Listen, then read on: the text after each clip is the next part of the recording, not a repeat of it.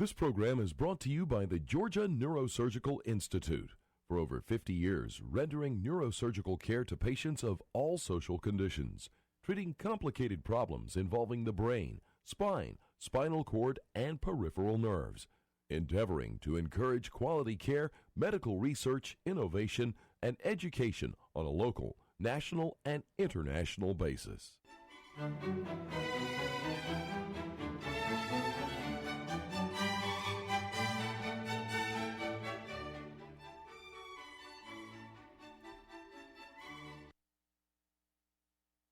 My name is Joe Sam Robinson. It's my pleasure to have with us again, once again, Dr. Buck Melton. Welcome, Buck. Greetings, sir. Always Thank a you. pleasure to have you here. Well, we've talked about a lot of interesting things. There are a lot of things going on in our world. One of them are disputes or ideas about immigration. So we have a lot of the political contest things are coming up. In the country right now, the percentage of foreign-born citizens, if I'm not mistaken, is over 10%, a very high number not seen since the 1920s. So a large number of people are coming in from different places, and it's having a substantial impact on our country. There's some good things, there's some bad things happening, and it's entered the political discourse about that. And I know over the way that citizenship is obtained in the U.S. is very different from other countries. And it goes back to, I guess, our Constitution, does it not? Can you discuss the way that citizenship is construed in America, maybe different than other places? Yes. Well, in the beginning and for the first 80 years or so, surprisingly, there really was no definition within the Constitution or the Constitution as to who a citizen was or how to get it. Now, Congress did step in fairly early on in the early 1790s and passed various citizenship laws. But it wasn't until the 1860s, 1868 in particular, with the passage of the 14th Amendment, that you got a statement that you're a citizen if you are born in the United States and subject to its jurisdiction. And that would, for instance, exclude someone who would be the child of diplomats who are here on diplomatic service. They would be born here but not be a citizen. But generally speaking, if you're born here, you're a citizen. And it's also extended. And that's when it was established, not Yes. until Not until after the Civil War. So there was Correct. a bit of confusion as to who a citizen was or not. Correct. And that was specifically to deal with the freedmen, the former African American slaves, to remove any doubt that they were in fact full citizens of the United Did the States. states say who a citizen was during this period? They said, well, if you've been here 10 years, 5 years, we'll let you vote if you're a European. I mean, what, or a European appearance, or what? Well, you've got a matter of state citizenship, but state citizenship couldn't really have an impact on your rights and duties as a national citizen. And something I want to put into the mix right now, passports were really, as we understand them today, were really non-existent until after World War I, during and after World War I. So you could come and go rather easily without any trouble. There were no social security numbers, there were no fingerprints, there were no retinal scans. So things were vastly different from. Then we had the what all Ellis know. Island kind of arrangements. I mean, Yes. people sometimes had trouble getting in. They was by I guess legend. There was the lines. They checked on health, the teeth. Do you have a job, or at least Yes. some kind of money? So there was some kind of restraint. I guess some in those quarters. Right. The idea was that they did, whoever you are, whatever nationality you were, they wanted to make sure that you were not going to become a burden on the public fisc or on society. So you'd be able to work, you could pull your own weight. So one of the things that you could almost have the story of the country is that citizenship has been extended to all classes, all people, and with that, franchise, voting, and it's just the net is spread out, almost reduplicating the Roman Empire, where you had sort of a very narrow group of Roman citizens, and Yes. it gradually expanded until I think 2012. 212. Everyone is around, not 2,000, but everyone became a Roman citizen. Similarly, U.S. citizenship seems to be just ubiquitous. All the door is open, and if you're born here, you are an American citizen, and you can, just to continue about how easily citizenship is out there. You can have multiple passports. Am I correct on that? Yes. It used to be, Yes. if I can understand this correctly, it used to be that you had to be, if you are an American citizen, you forswore any allegiance to anybody else. But that's seemingly not the case these days. Well, although if you were a product of birth, and remember there are two basic concepts of citizenship. One is by territory, and one is by birth. So let's say that, and people such as Ted Cruz would come to mind here, but let's say that you are born in, pick a country, the country of Orange Land, and the country of Orange Land says that you gain your citizenship based on whether or not your parents are citizens of Orange Land. Yes. And let's say that both of your parents are in fact citizens of Orange Land, but your parents are traveling in the United States or working in the United States, and so you are born here in the United States. Well, according to the United States, it's not a matter of blood, it's a matter of where you're born. If you are born in the United States, Yes. you're a citizen. So there, you are naturally a citizen at the moment you were born of two different states, of Yes. Orange Land by virtue of who your parents are, and of the United States by virtue of the fact that you have been born Yes, here. right. And I don't think there's anything in federal law that would force you to give that up. Now, I do think that if you went to Orange Land by the time you were 6 weeks old, your parents, of course, went back there at some point. So you go back to Orange Land before your first birthday, and you live there until you're 30 years old. You never learn English. You never come back to the United States. And then when you're 31, you come to the United States. I think in some circumstances, and I'd have to look this up, it's possible that you could be held to have renounced your citizenship in that Well, case. I don't make too complicated of a story about it, but people can just, well, I'm German descent, my grandparents were Germans, I'd like a German passport, no problem. Does that create any difficulty for the U.S.? No, that's fine. You can have as many passports as you like. Yes. You can vote as many elections as you like. You really, as my understanding, about the only requirement is you pay U.S. taxes. I think that's it. Yes. But which is a change. That's a substantial change if you have a nation state where the citizens are from a multitude of places. It certainly weakens the sort of national identity substantially, and the Yeah. percentage of people in the U.S. that have dual citizenships are enormous. And is it true that this very large percentage of people that are born overseas, 10% or so of our population, it's not necessary for them to renounce their earlier citizenship? Is that a fair statement? When they get their American citizenship, great, that's the fourth country I'm a member.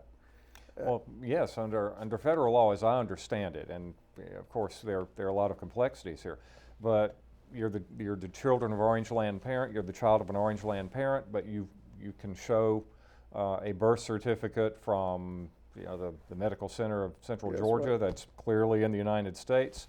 You get a Social Security card, you can use that to get a U.S. passport, and there you are. And I mean, the other thing that can take place is you can buy, and if you, for a Christmas present, if you'd like citizenship in another country, you can just send some money out and the passport will arrive in the mail, and no one seems to care. And I guess, at least my understanding is, this is something slightly new. It used to be a lot more rigorous about saying, well, you're an American or you're not an American, and now everyone is just citizens of many different countries. Yes. Does that weaken national cohesion? Well, I think it does, but what it's bringing up here is something interesting. If you take the globalist view to the ultimate extent, that we are all members of the same tribe, that we have this world culture. If you're a Star Trek fan, then we have the one world. We don't fight. We all sit around and hold hands and sing Kumbaya. That's a very nice view, but it's not coming true. So even as this internationalist view erodes the traditional power of the traditional nation state, there are still allegiances out there that people feel drawn to, whether it be religion or ethnicity or something of that sort. So it just seems that even if you see the eclipse of the nation state, you're not seeing the eclipse of tribalism. Yes. Well, you know, it's a sort of a complicated thing to parse out, but we have, in many ways, a collision of belief systems. So we have and it's playing itself out in our political dialogue these days. So we have the borders are porous, citizenship is easily obtainable, millions and millions of people come here illegally, legally. They overstay their visas. There are just millions and millions of people coming back and forth, going in and out of all kinds of different beliefs and persuasions. But a substantial problem, if you want to say it that way, is this collision of belief systems, and it's attracting a lot of notoriety. And that is, you have radical Islamic viewpoints and the West. And you might even say the West is not just the Christian West, but probably more prominently the secular West. The religiosity of the West, I think people would say it's less intense than it might have been a few generations ago. Yes. It's a very secular kind of place. And the question comes up about people with different belief systems being in the country, and then for that reason attacking episodically, not a lot, but just episodically, American citizens, institutions. It's true in Europe, and the question is this the reality of the future? If we have a very porous borders, globalism, we have all kinds of populations that were formerly isolated. They're now intermixed, and it's impossible to unmix them. And how are our political institutions going to solve this? I mean, what are we going to do about it? Well, I think we have to start by the way you phrased that. Is this something to be solved? And it goes back to the global idea. You see the Democratic Party recently really doubling down on the give me you're tired, you're poor approach that has certainly been an element of America. We are a nation of immigrants. So I'm not sure they see it as a problem to be solved. Republicans, on the other hand, Donald Trump is saying, look, there is an other out there, and that other is antithetical to what we are, and it certainly is a problem. And Trump is taking, in all of his tweets and his comments, the blunt force approach. We build walls, and we do not let Muslims come into the country. I'm not sure if that's practical or if it's constitutional. Well, just expanding the comments a little bit about how immigrants enrich the place. If you look at the Nobel Prize winners, I mean, the number that some enormous percentage of U.S. Nobel Prize winners came from overseas. Silicon Valley depends on the intellect of people from other places. So we have this open door, and people, if you want to have a successful life, you want to be able to pick the blue alpine flower, get rich, win the Nobel Prize or whatever. All the doors are open, and so it attracts enormously productive, successful people make their way into the country. And that, you could say, increases the power of the country, the national wealth, and that's to the good from at least one definition of that. The other is that you have lots and lots of people that are attracted by the social benefits here. Yes. And the stability and the peace. So if you're in a really bad situation in your native country, and most places on the planet, the situation is terrible for humans. I mean, I made a very dashing statement there. But if you look at the demographic relationship of the 8 billion people on the globe, the majority of those people, I think, would live in conditions that Americans would routinely find appalling. Not Yes. everyone, but many, many, many people are in terrible situations, and if they could just get here, all kinds of advantages accrue to them. And to obtain those advantages, it would be reasonable to vote for the political party that would have their interests at heart, which would be generally the Democratic Party.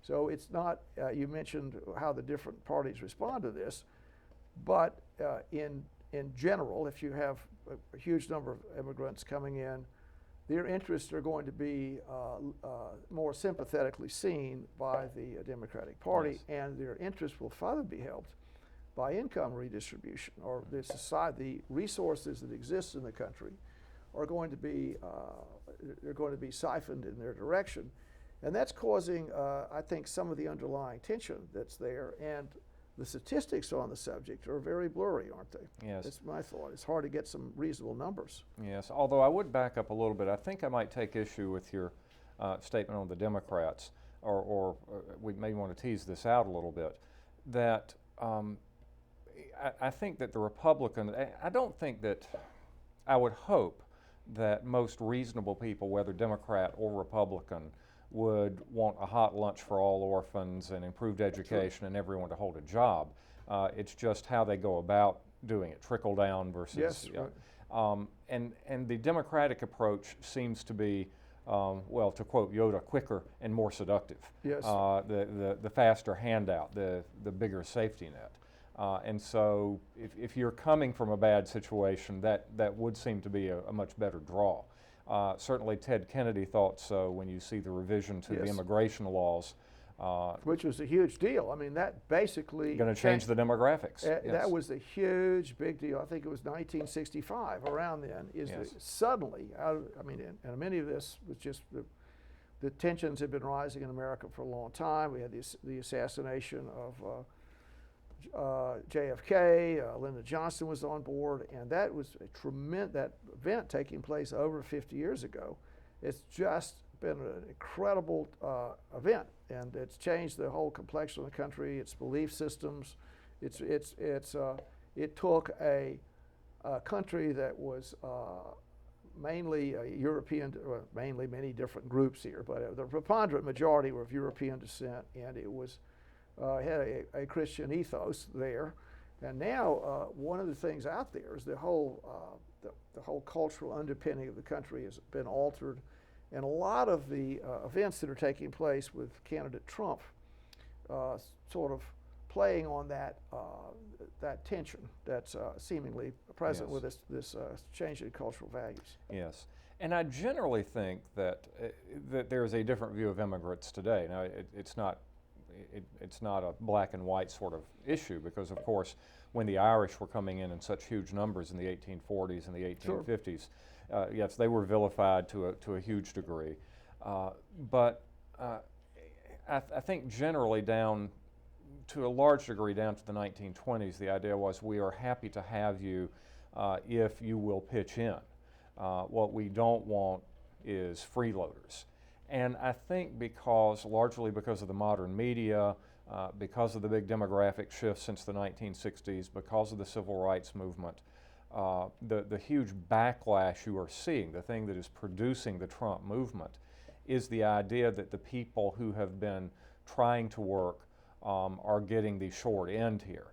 And they are responding with anger and even with rage, and saying, no, that's enough. And so you're seeing the pendulum swing violently back in the other direction.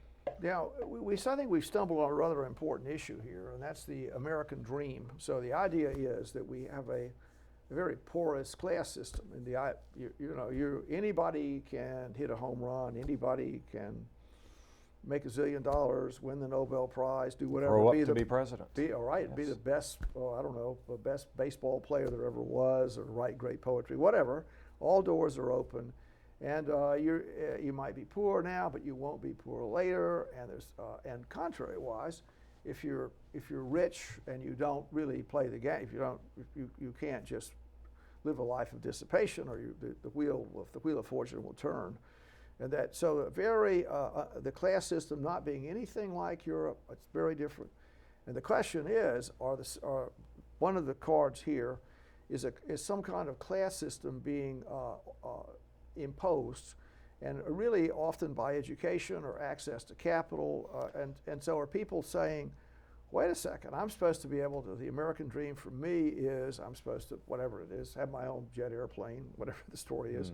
And it turns out you can't do that, and there's a frustration that's out there. Hence the Bernie Sanders movement. And yes. to continue on that, I mean, many people that are immigrants are immediately, we mentioned different, I mean, many do not, but many do. And so many people are able to come in and make huge amounts of money and do this and do that and take the places of, you could say, old line American citizens. And one of the things, for instance, is you could look at I don't know, enrollment in law schools. I'll pick that up, or however you want to do that. We'll say law schools, and you look at the law school enrollment 50 years ago. It was largely Caucasian males. And now the circumstances are there are many of old line American stock.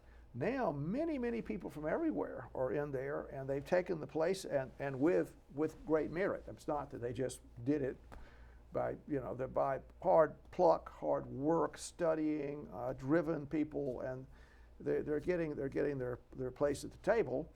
And when that happens, it's excluding a huge number of people that might have had a place, that might have been able to go to law school in earlier generations.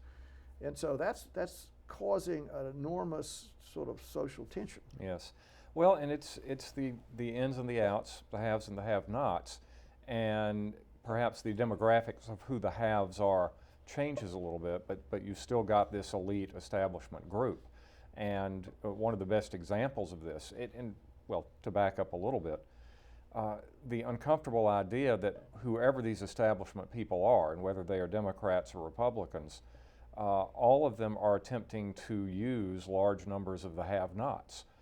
And an example will be Paul Ryan, who is Speaker of the House, Republican, who is having a tough re-election race right now. And his opponent has made a huge issue of the fact that Paul Ryan, who decries the notion of building a wall across the Mexican border, has his house surrounded by a high wall. Yes. So it's different rules for the establishment people. So once you're in, once you have had your ticket punched, you have your union card, are you then operating by different rules? Are you simply then using those of us who are the have-nots to keep your place in power? That's a very cynical view, I admit, but these sociological issues are playing themselves out substantially, and I think people need to be aware of them and understand them, and so what really is going on here. So there's a lot of assault against the 1%. Now we see that a lot, the 1%. So the 1% has everything, and then everyone else is just taking the leftovers. And I think that 1% is shrinking, and their amount of holdings is growing, I think, over the last 20 or 30 years. Yes, and there are a lot of, we could really get into some complexities about that. The other point is the idea of gated communities. So I think that's really a metaphor for the way the world is. So I'm not sure they were so obvious in the past. I mean, 100 years ago, maybe things were not like that. But now the idea is if you're prosperous, you're going to have a wall around you. You'll have your own security system there. In that little alcove, no one will enter except the chosen. And it excludes, a tremendous number of Americans are being excluded. And there's a huge amount of attention out there. The idea is, we discussed how American citizenship is so easily obtained and out there. If you are an American citizen, many people would take pride in that, and they would say, well, my great-grandfather fought in whatever it is, and my father fought in the Civil War, and grandfather, well, on and on, the World War II. Flags of our fathers, yes. They were there at Pearl Harbor. They fought at Oka. They did all that, and we've been here for this huge length of time. And now this little piece of paper as an American citizen it doesn't really have any cachet attached to it. In fact, you can make the case that in some ways you're a second-class citizen because you're not in a protected class. So if you look at the way the courts have construed the country, they've put all kinds of people in protected classes. So by definition, if you're not in a protected class, then you're I would say, a second-class citizen. You don't have the protections many groups would have, and particularly groups from overseas that get some special treatment for ethnicity or whatever. I mean, so that's some of the, maybe this is an unavoidable result of globalization and the power that's driving the earth these days. And yet there are stories, and I'm sure that continues to happen, people who go through the process, who move here, who reside here, who study, and then who take their citizenship tests and then become naturalized U.S. citizens and take the oath and forswear loyalty to others. And you hear the story that it's a very moving, powerful experience to them, that their new American citizenship really means something to them once they've gotten it. Well, you mentioned a word which I think is an issue, is forswearing allegiance to another country, and I don't think that it really is the case. I mean, I don't know, maybe they say that, but they continue to have their relationships overseas. They vote in elections overseas. I mean, huge numbers of Americans vote everywhere. Mexico, they do all of this. And I'm not, we've had discussions about the end of the nation state or nation states out there, but we're getting through some kind of enormous alteration in the national identity. Our national identity is it's really getting an enormous reassessment of what it means to be an American. What does it mean? And it may, we've said this before, maybe the nation state is weakened so much that really it's like being an inhabitant of an economic zone, not so much a citizen, an inhabitant of an economic zone. Yes. And as an inhabitant, you can demand something. You can demand that you receive out of this economic zone something. The political parties will try and get you something, but I guess all of the cultural stew, all the identity, the moral responsibilities of being a citizen are getting blurred a lot. Well, and we've talked about this before, but that concatenation of two terms that maybe we really ought to pull apart, nation-state. You have the state, which refers to the political organization, and you have the nation, which traditionally refers to ethnicity, to genetics. Yes. And that's what you're talking about, that if you come here from Mexico, and even if you come here legally and you take your citizenship test, that you've still got those ethnic familial relations back in Mexico. And if you're an illegal immigrant, even more so, because you're sending your money, your paycheck back to Mexico. And I should say that a lot of these immigrants, legal and illegal from Mexico, are some of the hardest working people you'll find. They do the job that you and I would not. No, they are wonderful, wonderful people. I mean, and to make that not to belittle the wonderful people that have come here. Yes. I mean, but it's just how are we going to work that out? Exactly. So we have this. They're negating the notion. How are of we state. doing that? And often what happens is if you get it enough time, you have something like gene drift. So what happens? If you put, I don't know, 1,000 people of all kinds of different ethnicities on a small island, and you come back 100 years later, the genetic structures will be it'll be all kinds of mix up, and that's seemingly what's happening here. If there's enough time and it's not an overwhelming process, then you'd like to have this melting pot stew. The Americans will all sort of come together as. In some ways, it's done in the past. So we had a lot of immigration, like the Irish, that happened. And we had, people from Eastern Europe, that happens. And just give it a little time, everything sort of works out. But right now,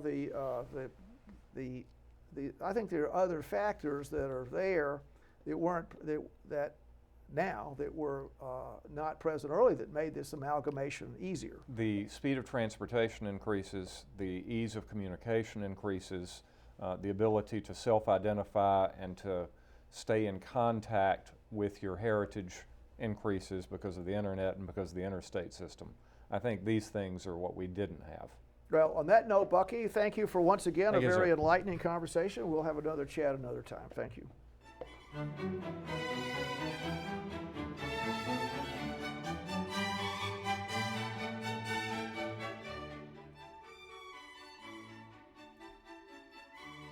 This program is brought to you by the Georgia Neurosurgical Institute. For over 50 years, rendering neurosurgical care to patients of all social conditions, treating complicated problems involving the brain, spine, spinal cord, and peripheral nerves, endeavoring to encourage quality care, medical research, innovation, and education on a local, national, and international basis.